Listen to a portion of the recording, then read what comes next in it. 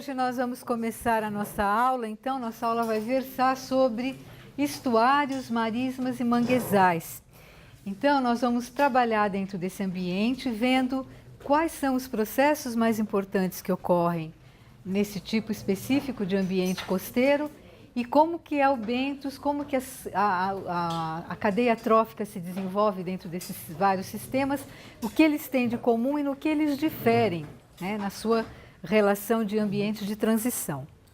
Estuário. Vocês já devem ter visto estuário sobre vários pontos de vista, né? Sobre o ponto de vista físico, circulação de água, sedimentação. Então aqui a gente vai lançar nosso olhar sobre o foco físico, físico-químico, mais voltado para a sustentação da vida que ocorre nesses sistemas. Então, segundo a definição bastante aceita, embora antiga, de Pritchard, de 1967, ela é muito aceita em todos os livros atuais que tratam sobre estuários. Então, na realidade, para Pritchard e para os seguidores, o estuário é um corpo de água costeiro, de circulação mais ou menos restrita, a gente vai ver que tem diferença dessa circulação de água, que mantém uma ligação com o oceano aberto, maior ou menor, mas mantém, e na qual existe uma diluição dessa água do mar com água doce proveniente da drenagem continental. Então precisa haver uma fonte continental de entrada de água doce para que se misture com essa água marinha e dê esse ambiente específico denominado então estuário. Então estuário vocês estão vendo que é tratado aqui numa linha muito geral, é um conceito muito amplo de mistura de água doce com água salgada dentro de um gradiente ambiental. Com base nisso, então, nesse conceito, a gente vê que estuário é uma zona de transição entre o continente e o oceano, né? Lógico, é uma gradação entre as águas continentais e as águas marinhas, e são interfaces instáveis, extremamente instáveis, devido às suas propriedades físicas, químicas e biológicas ser muito variáveis, como a gente já vai ver daqui para frente. Então, essas interfaces instáveis, elas vão provocar um ambiente altamente dinâmico. Apesar de ser um ambiente de característica sedimentar, ele é um ambiente móvel e altamente dinâmico sob o ponto de vista hidrológico e de nutrientes. Para a gente relembrar também, existem vários tipos de desembocadura dessa água de drenagem continental no oceano, né? Então, existe desde o tipo laguna, no extremo, que é o mais fechado, né? Que a gente tem, por exemplo, a região lagunar de Cananéia. Depois eu vou dar um exemplo de Cananéia, vocês vão ver bem isso. Então, a gente tem a formação de uma ilha de barreira na frente dessa ligação com o mar aberto, e a ligação com o mar aberto fica feita apenas através de uma área muito restrita, né? De uma boca, de uma barra muito restrita. Então, a porção de água doce, de água salgada, de água misturada, de mistura, fica represada dentro dessa laguna, a maior quantidade dela. Depois a gente pode ter também as lagunas estuarinas, com uma abertura maior em relação ao mar aberto, mas também ainda com uma barreira sedimentar, fechando parte dessa abertura. E uma drenagem bastante eficiente e direta em cima da abertura para o oceano. Nós temos o estuário, que é o estuário mais comumente encontrado, né? A feição mais característica, que é então como se o rio fosse alargando em direção ao mar, com áreas de sedimentação laterais, de erosão também. E esse estuário então tem uma comunicação e um gradiente realmente sensível e mensurável de salinidade ao longo de um caminho varia de metros a alguns quilômetros, a vários quilômetros, né? Existe também uma outra variação do estuário, que é o delta estuarino. O delta estuarino é um alargamento maior dessa ligação com o mar, né? E nesse alargamento tem a formação de ilhas ou de baixios de sedimentares, né? Modificando então a relação de troca de salinidade entre água doce e o mar. E existe o delta, que é a vazão de grandes rios, que então existe uma planície, eles ocorrem, se forma uma planície litorânea bastante extensa, né, que é o delta, e esse rio então se ramifica em várias entradas de água doce menores, na plataforma adjacente, na plataforma interna adjacente. Então, esses vários tipos de formação vão ter implicação na colonização e na adaptação da fauna que vai viver nesses ambientes, né? Considerando, então, a forma das desembocaduras estuarinas, nós temos também tipos diferentes de estuários que são classificados de acordo com o seu gradiente de salinidade. Então, a gente tem estuários que são altamente estratificados, moderadamente estratificados e verticalmente estratificados. Então, só recordando, os altamente estratificados, nós temos a vazão do rio, né, uma vazão grande, de grande porte, que fica então sobre uma cunha salina que entra via maré na parte de baixo, né, junto ao assoalho oceânico. Então, existe uma zona de mistura da água mais salgada e da parte inferior desse corte vertical. Essa água, então, existe uma zona de mistura com a água doce, né? Mas existe uma estabilidade muito grande ao longo do tempo dentro desse modelo estratificado. Então, a gente tem a salinidade muito alta e uma salinidade muito baixa acima dessa isolinha, dessa alóclina aqui, que está delimitando, então, uma zona mais doce e uma zona salgada. Um estuário moderadamente estratificado, ele vai ter as suas isolinhas de salinidade nesse sentido perpendicular ao fundo, ao assoalho oceânico.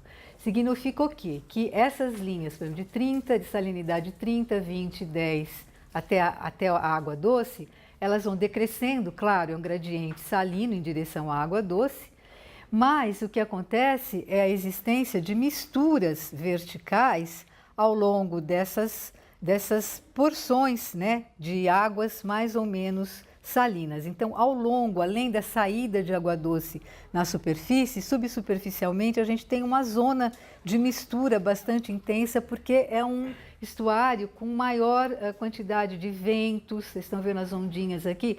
Então, tem maior movimentação de água do que aqui. E o estuário verticalmente estratificado, a gente vai ter influência da maré muito grande em cima das águas. Então, a mistura, existe uma mistura vertical, mas ela é controlada pela entrada, pela maré baixa e pela maré alta e pela maré baixa.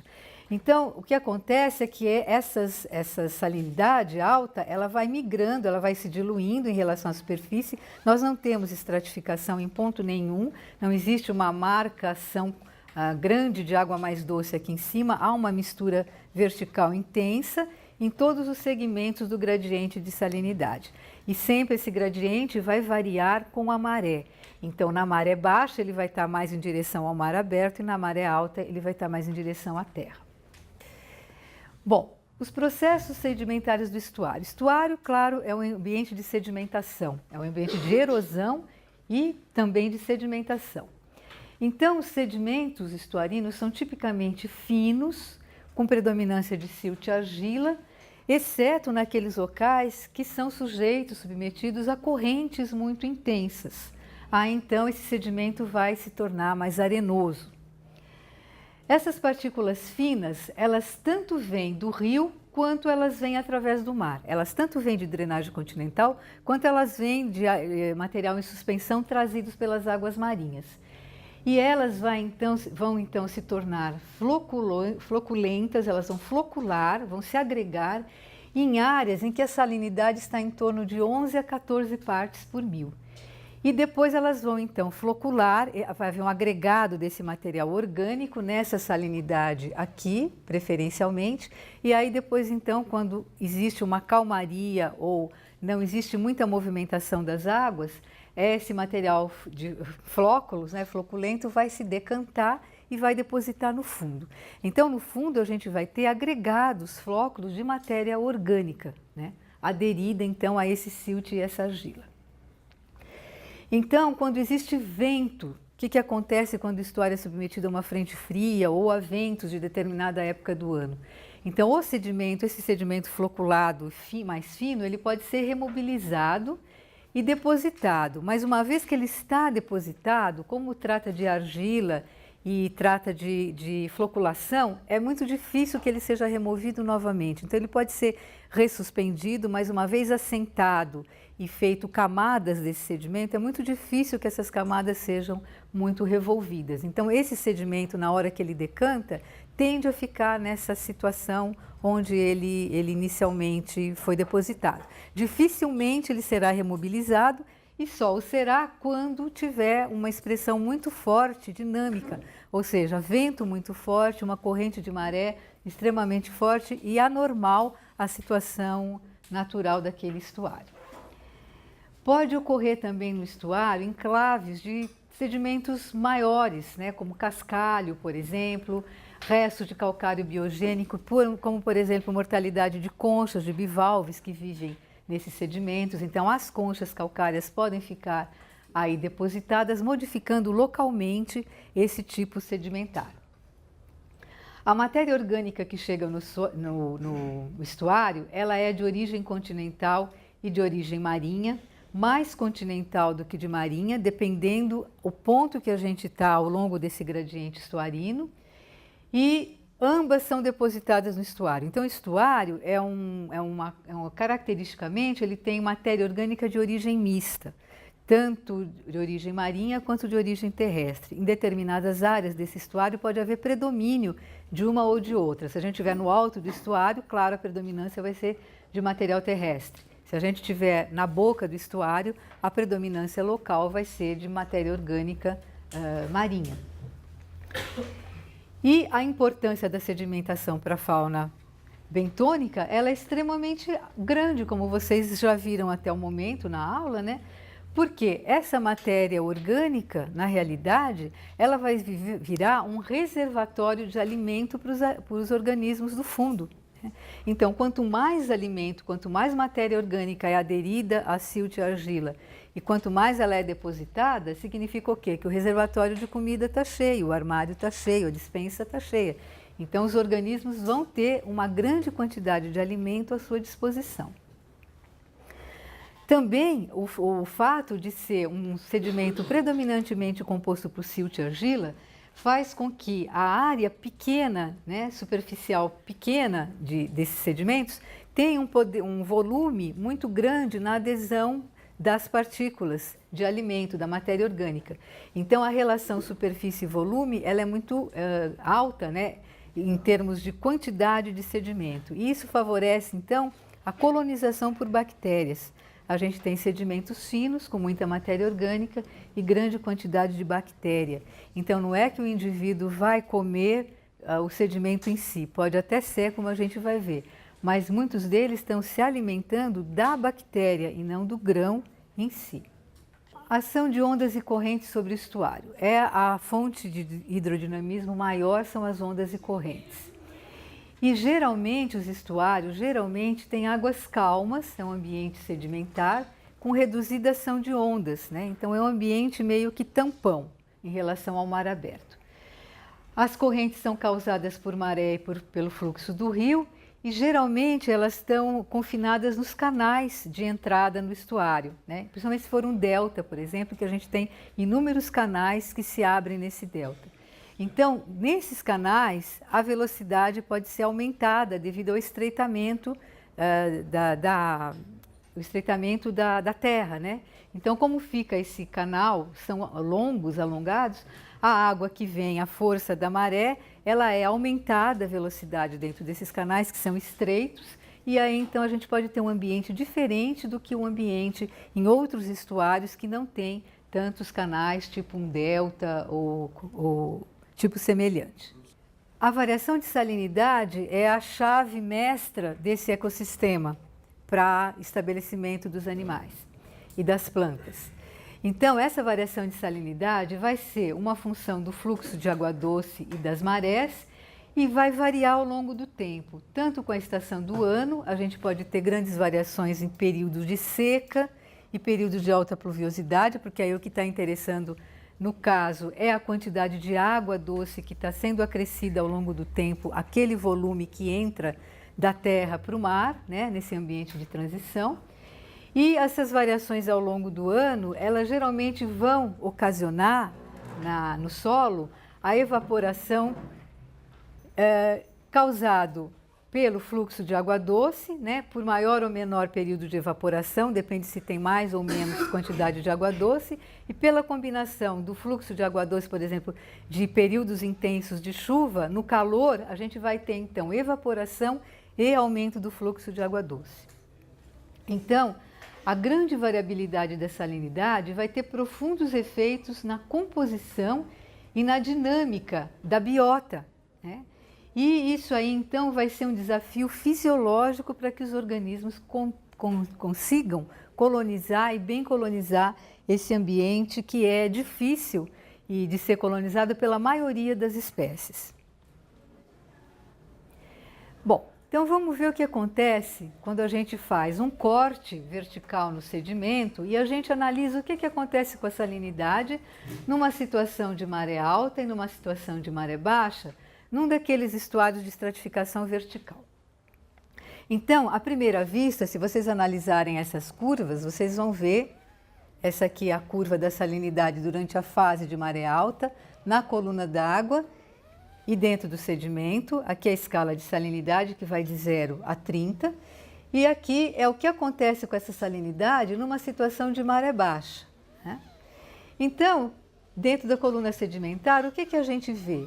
Existe uma maior homogeneidade da salinidade em relação aos períodos de maré. Vocês estão vendo que os dados, tanto obtidos na maré alta, que são as bolinhas azuis, quanto na maré baixa, que são as bolinhas brancas, eles se combinam, especialmente até uma profundidade bastante pequena, né, que é menor que 5 centímetros de profundidade.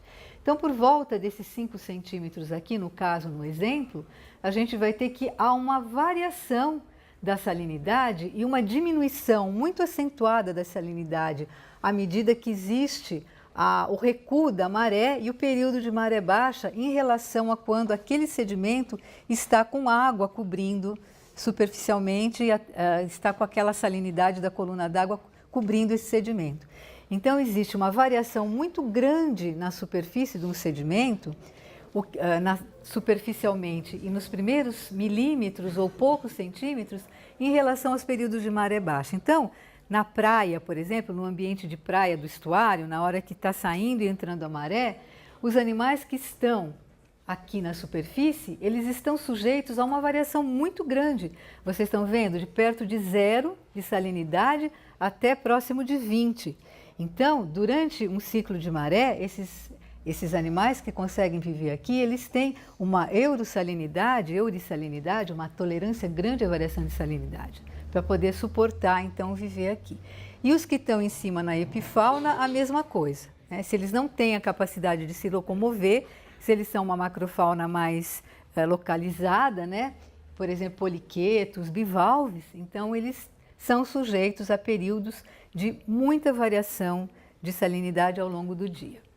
Então, o grande problema que se apresenta para essa fauna é o problema fisiológico de regular a quantidade de água que vai entrar para dentro do seu corpo, na hora, por exemplo, que a salinidade diminui. Então, se a gente pensar, por exemplo, numa célula e a gente pensar no processo de osmose, né, nós vamos ver que com o tempo, aqui é a escala do tempo e aqui é o volume do corpo do indivíduo. Então, se a gente tem um experimento em que a gente tem o solvente e o solvente vai passar em direção ao soluto porque essa concentração é maior.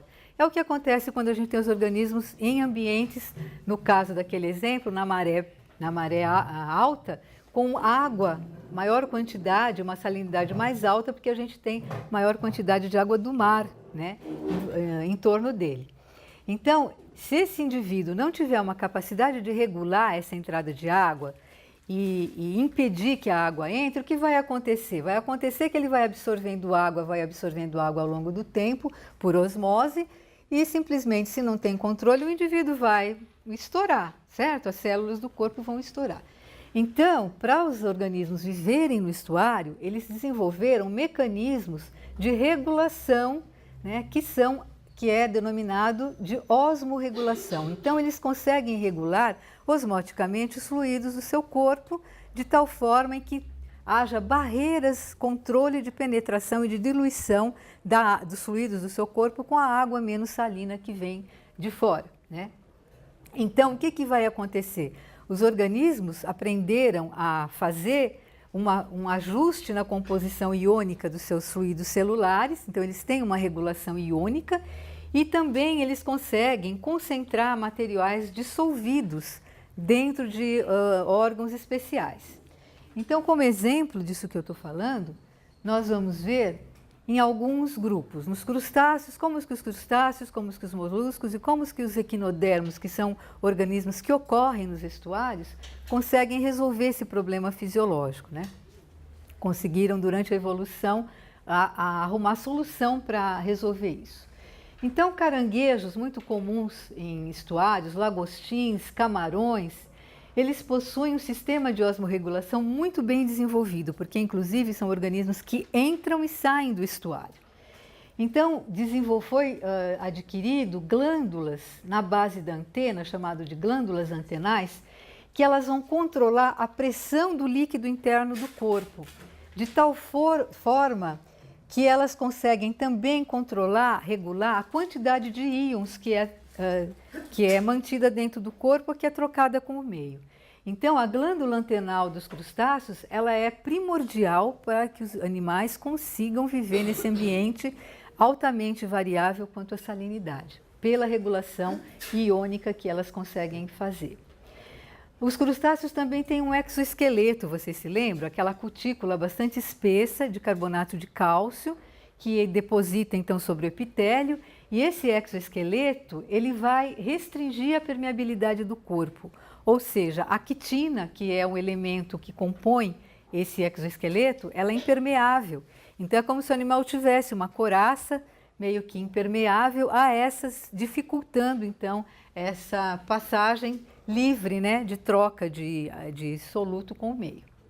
Então existe também uma barreira física, o exoesqueleto, a cutícula veio auxiliar nesse ponto de vista, nesse sentido. Os moluscos excretam amônia, que é altamente tóxica, e os moluscos vivem enterrados no sedimento. Então, a maioria desses moluscos também são osmos conformistas. Então vocês vão me dizer, nossa, então como é que eles vão fazer se eles são osmoconformistas, se eles vão de acordo com o meio, eles não têm uma regulação eficiente dos seus íons, então como que eles fazem? Então, quando a salinidade fica cai muito, para não perderem e não incharem muito, ficarem enormes, né, e estourarem até, então eles vão fechar as conchas, eles fecham as conchas hermeticamente. E quando a maré cheia chega, eles abrem as conchas, liberam essa amônia que ficou presa dentro da concha, e aí então o animal consegue viver nesse ambiente. Os equinodermos já têm uma outra estratégia. Eles possuem o fluido do corpo isosmótico com a água do mar, tem a mesma composição, mas eles também não fazem osmorregulação. Como então, se eles não têm a capacidade de osmorregulação, como que eles puderam fazer? Eles excretam compostos nitrogenados. Então a excreção vai ocorrer por difusão, através de áreas finas que eles desenvolvem na superfície do corpo para remoção desses compostos. Então, os animais conseguem viver no ambiente, mas eles têm o quê? Uma capacidade de locomoção maior. Então, eles, na realidade, eles fazem um ajuste procurando sempre aquela área do estuário onde a salinidade é mais elevada. Vocês nunca vão encontrar equinodérmata no alto do estuário, isso não existe. Eles são animais que, embora ocupem o estuário, eles vão ocupar a zona mais marinha do estuário, né? Porque eles não têm essa capacidade de osmorregulação. O que não acontece com certos crustáceos, que a gente vai ver, que pode viver no alto do estuário, que pode viver em tocas no alto do estuário. Mas eles têm um sistema de osmorregulação muito bem desenvolvido. Inclusive, por isso, são organismos que conseguem ocupar ambientes terrestres, viver, por exemplo, em cima de árvore, né? Porque eles têm essa capacidade de osmorregular os seus fluidos. Bom, então dentro desse ambiente, como é que se comporta, como é que é a riqueza e a composição das espécies do fundo marinho, né? Então a gente já tem como premissa que a principal forçante para as adaptações e o estabelecimento dessa fauna nesses locais é o gradiente de salinidade. Então, gradiente de salinidade é a forçante principal dentro do sistema estuarino, para a fauna. E tem duas áreas no estuário, nesse gradiente de salinidade, há duas áreas onde a seleção natural ocorre mais intensamente. São chamadas de áreas críticas dentro do ambiente estuarino, áreas críticas para a fauna. Então, essa primeira área se situa na desembocadura do estuário. Então, na hora que a água doce realmente mistura com a água marinha. E aí, então, os organismos marinhos que estão na água do mar, eles vão precisar se ajustar fisiologicamente a salinidade menor, porque eles estão invadindo um ambiente que vai ser de água doce. Então, essa desembocadura é uma barreira muito grande para as espécies marinhas. Se elas conseguem bem osmorregular, elas têm um mecanismo de osmorregulação bastante desenvolvido, então elas vão conseguir ultrapassar essa barreira e chegar naquele ambiente que é muito mais instável, né, osmoticamente. É isso, a resposta que ele lê da salinidade é a osmose. Ele absorveu ou não mais água, né? Então, essa desembocadura, passado essa barreira, a espécie consegue então colonizar o estuário. A outra grande barreira vai estar ligada na região de salinidade entre 3 a 8%. Ou seja, se a espécie conseguir ultrapassar a primeira barreira e colonizar o estuário, ela pode ser barrada nessa salinidade de 3 a 8, porque aí já é o limite com a água doce. Daí para frente, começam a ver as espécies que são estritamente de água doce. Então, se a gente olhar esse gráfico aqui, a gente vai entender bem isso que eu estou falando. Então, esse azul claro representa as espécies marinhas e o azul escuro as espécies de água doce. E a gente tem aqui o gradiente de salinidade entrando da água do mar, entrando no estuário e indo para o alto do estuário. Então, a salinidade, no caso aqui, vai de 24, passando até 1 ou 0 aqui na pontinha.